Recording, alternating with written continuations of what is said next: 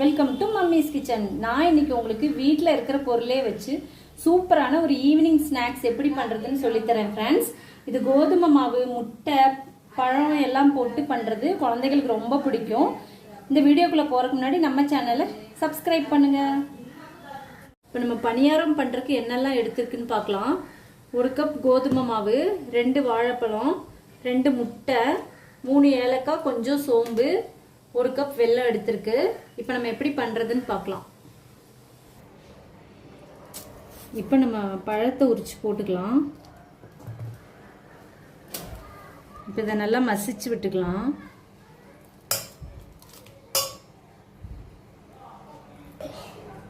இதில் இப்போ முட்டையை உடைச்சி ஊற்றிக்கலாம்.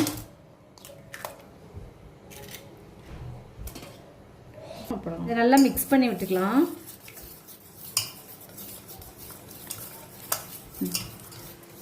சால்ட் போட்டுக்கலாம்.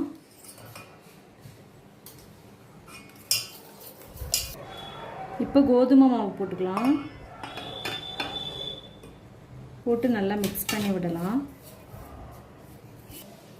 இப்போ நம்ம வெல்லத்தை நல்லா கரைச்சி வடிகட்டி வச்சுருக்கோம், அதை ஊற்றிக்கலாம்.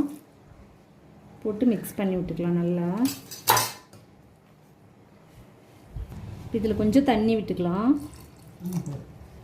நல்லா மிக்ஸ் பண்ணி விட்டுக்கலாம். பொடிச்சு வச்சது ப்ளஸ் சோம்பு இது ரெண்டையும் இப்போ போட்டுக்கலாம். போட்டு நல்லா மிக்ஸ் பண்ணி விட்டு இன்னும் கொஞ்சம் கூட தண்ணி ஊற்றிக்கலாம்.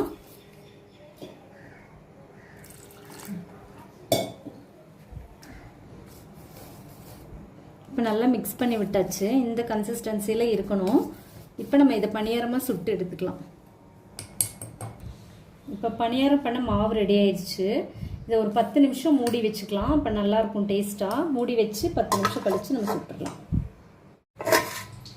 இப்போ 10 நிமிஷம் ஊற வச்சிட்டோம். இப்போ நம்ம இந்த மாவில் வந்து பணியாரமாக சுட்டுக்கலாம்.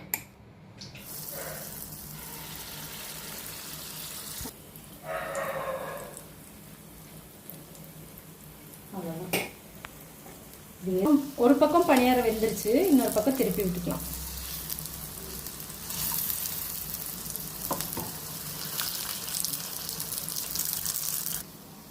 இப்போ நல்லா வெந்துருச்சு. இதெல்லாம் நம்ம எடுத்துக்கலாம். இப்போ நமக்கு ஒரு சூப்பரான பணியாரம் ரெடி ஆயிடுச்சு ஃப்ரெண்ட்ஸ்.